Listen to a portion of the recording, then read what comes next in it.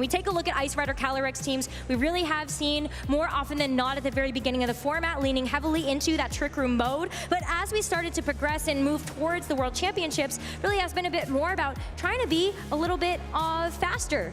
And on Luca's side, with this Miraidon, again, a very classic composition around this particular Pokemon. But when you look at maybe how Luca might want to try to approach this game plan versus Yuta, you're really looking at the Miraidon, the Iron Hands, to be able to take advantage of the electric terrain Miraidon is going to set, and potentially this Farigiraf. Let's go ahead and find out, everybody, as we jump into the very first game of the Masters Finals of the 2024 Pokemon World Championships. For Luca, you are right away going to see this Miraidon next to this Urshifu, but for Yuta, it is going to be the Pelipper and the Landorus. This Landorus is in such a commanding position at the moment. You've got the rain on the field, but let's see how this turn is going to play out. It does have a Focus Sash, so it's going to be able to withstand one of those hits as well, before the Pelipper may be able to follow up. But that's why this Miraidon is going to be forced to have to manually switch off the field. It's going to be the Iron Hands that takes its place, hopefully able to take these hits also. You see the attack boost come through from this Quark Drive as look at that, there is a terrestrialization.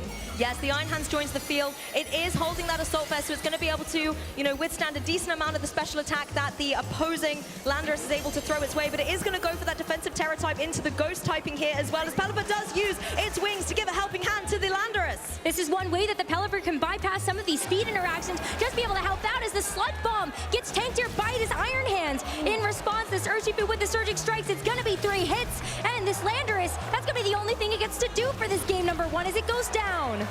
Fantastic play by Luca, the one-hit KO, removing this threatening Landorus from play. I love the way Luca was able to pivot this in here. From Yuta's side, it looks like he was thinking that Miraidon is going to go for the Terra Fairy. So then it's going to be a lot more vulnerable to something like, and we are going to see the Calyrex join the battle here now. This is your big offensive powerhouse. And again, you have the utility with something like the Pelipper to be able to go for a helping hand here, just to be able to boost up some extra damage. And go for defensive Terra with the Terra Grass. Maybe a little bit of good news for it is Luca is going to remove the Urshifu from the field in favor of that Miraidon.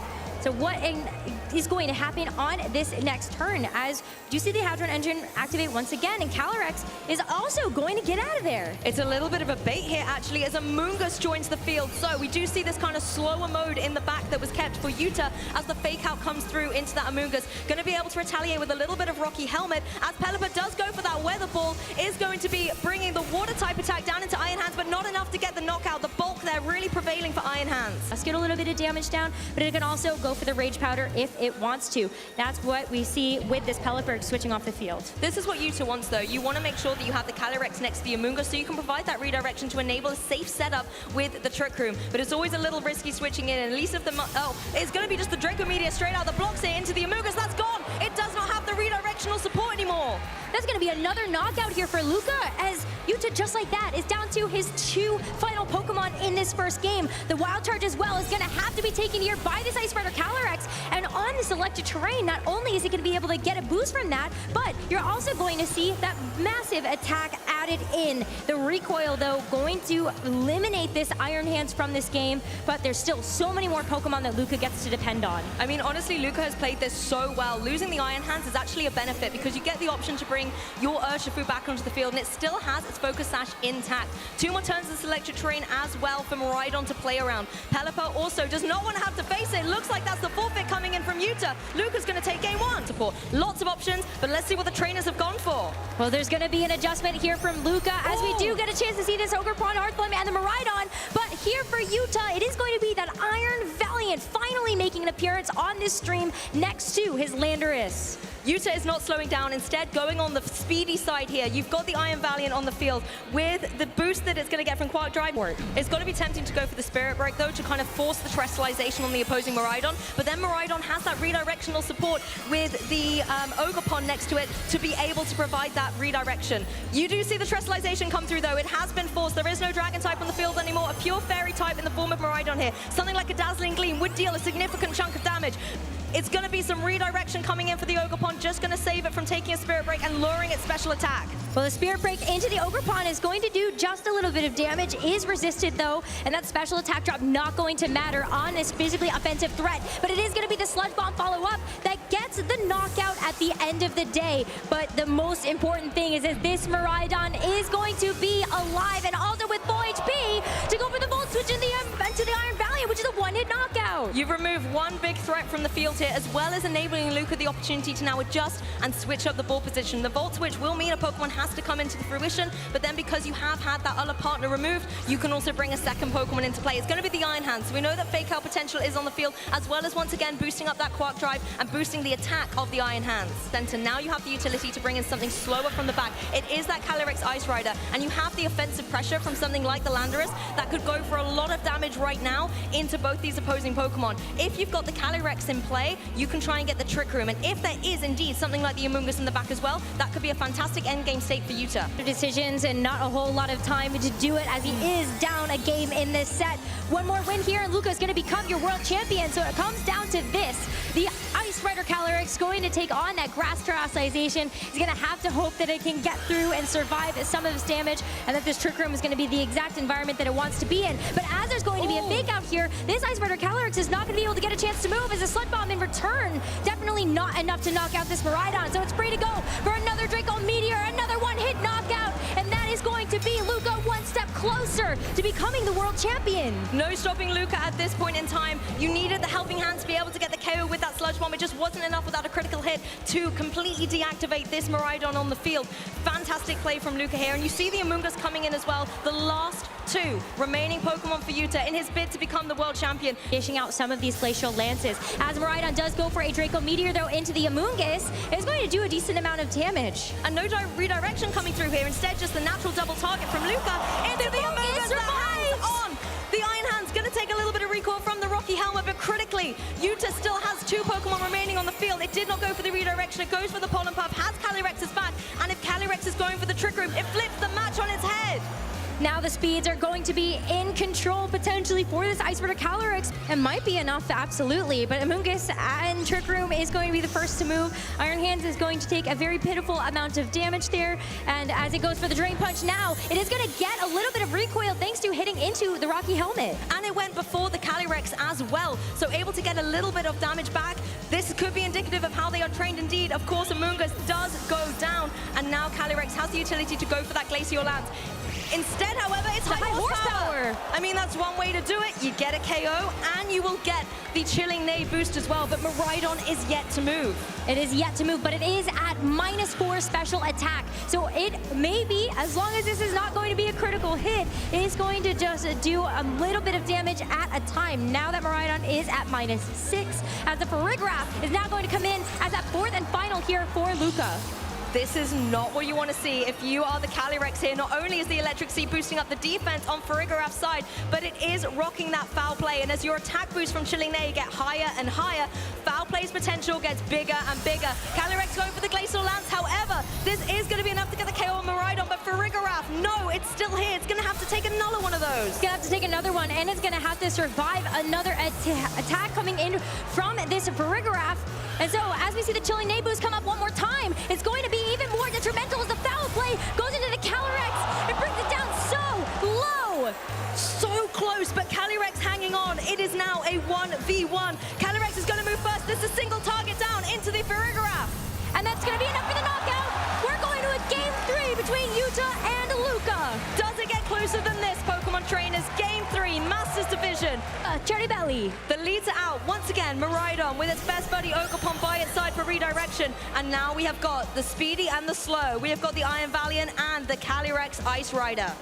Both of them on the field right now, it kind of forces your hand. What sort of mode would you potentially want to go for? And let's not forget that this Iron Valiant has the opportunity to go for coaching that would help to increase the attack stat of this Ice Rider Calyrex right away. And really, Yuta is in, I think, Luca's head. What's it going to be? Redirection coming through from that Ogerpon, drawing in all of the attack potential, maybe something like a Spirit Break, but instead, it's going to be that coaching coming through. And as you can see, Calyrex is going to be gaining the attack and the defense that is not redirected by the Follow Me. But the Draco Meteor into that slot, it's not going to help you with that with your special defense. But this Ice Rider Calyrex does hold on as it gets to set up the Trick Room.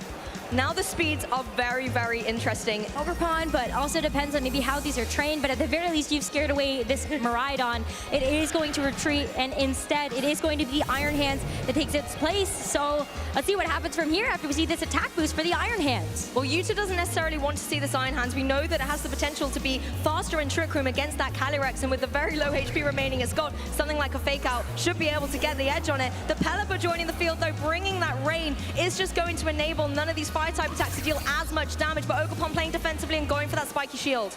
Spiky Shield means that you are actually going to have it on the field a little bit longer. It's going to deny a boost, another boost to this Ice Runner Calyrex's attack, but as it's going to be the Iron Hands that has to take its place. It has the Assault Fist. It doesn't necessarily have a way to boost up its defense. It's going to do a huge chunk of damage, but if you leave the Pelipper unchecked, something like the Weather Ball is going to hurt going down into the, or a Hurricane even, into the opposing Ogerpon. That's why we're going to see the Amoonguss actually end up taking this Pelipper's place instead, and the Calyrex smartly protecting itself so it doesn't have to fear a Fake Out. Fake Out does go into the Amoonguss though, so now that you see that come through, it's going to be a little bit more Rocky Helmet recoil and the Ivy Cudgel going into the protected Calyrex. I really like this play by Yuta. So as you head into this next turn, we are going to end up seeing a Terrestrialization first, and let's see what it's for.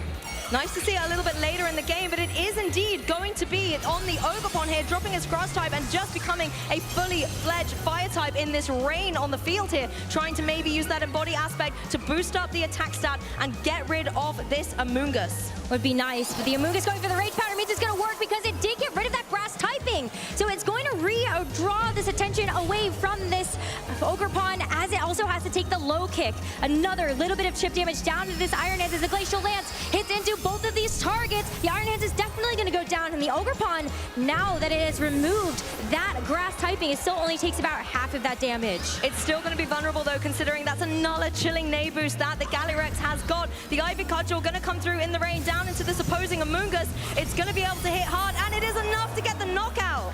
Ooh, the knockout even through the rain. That is what you can see from just this Embody aspect attack boost, really trying to help out there. It allows Yuta to bring in something else, and this Calyrex in Trick Room is still going to be one of the faster things on the field, but it's going to be the Farigiraf now that's going to take this Iron Hands' place.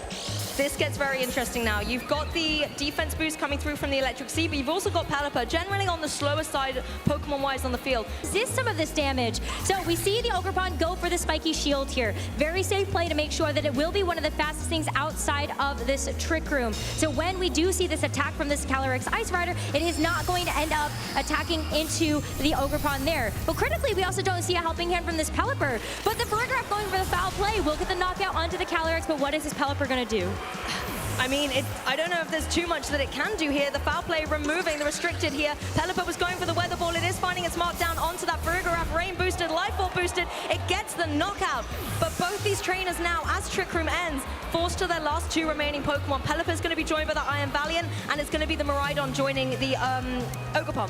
Yes, but now that we end up seeing this board state, we have the Iron Valiant that's going to be coming back in for Yuta, which outside of Trick Room, now that that's expired, is going to be faster than this Miraidon, especially because Miraidon is going to reset the electric terrain as it comes back in. That's very true, giving a natural Quark Drive boost to this Iron Valiant. And as you said already as well, the Terrestrialization has been used on that Ogerpon, so there's no Fairy Terrestrialization that can come through from this Miraidon. Okay, Yuta needs to unveil it now, and I think that's exactly what we're seeing, Rose.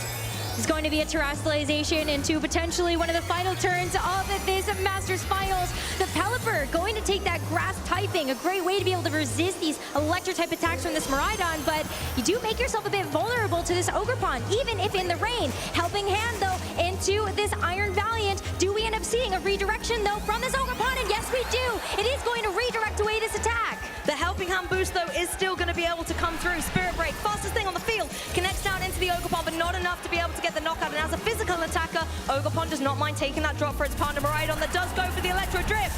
The Electro Drift into this Iron Valiant is going to be enough to secure the knockout here. You see the headset come off, and Yuta knows this might just be all she wrote. This Pelipper, the last bastion of hope here for Yuta to try to get through this game, but the rain has stopped. The protection is gone here for this Grass-type Pelipper, and as we see the forfeit locked in, we got to see Luca Ceribelli become your 2024 Pokemon World Champion. Italy does it again. Luca Ceribelli is your 2024 World Champion.